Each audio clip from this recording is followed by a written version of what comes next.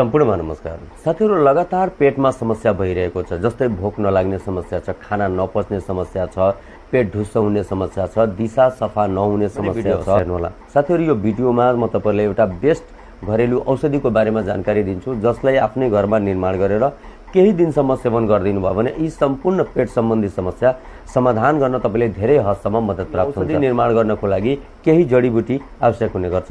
यसमा 1 नम्बरमा चाहिन्छ ज्वानो, 2 नम्बरमा चाहिन्छ सौंफ, 3 नम्बरमा चाहिन्छ जीरा, चौथो नम्बरमा चाहिन्छ सिधे नुन। साथीहरु, 50 ग्राम ज्वानो लिनु होला, 50 ग्राम सौंफ लिनु होला, 25 ग्राम जीरा लिनु होला र 25 ग्राम सिधे नुन लिनु होला।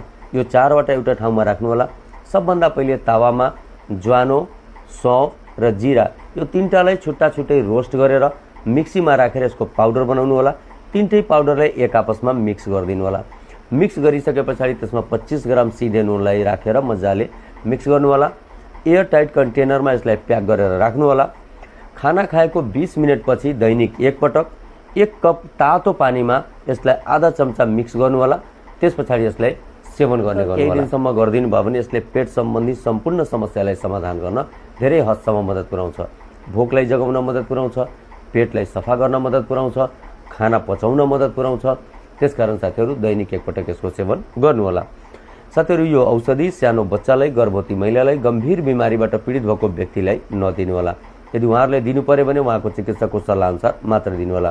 साथीहरु, आशा गरेछु यो भिडियोले धेरै हदसम्म लाभ पुर्याउने छ। यदि भिडियो राम्रो लागेको छ भने यसलाई लाइक गरिदिनु होला, धेरै जनाको बीचमा यसलाई शेयर गरिदिनु होला।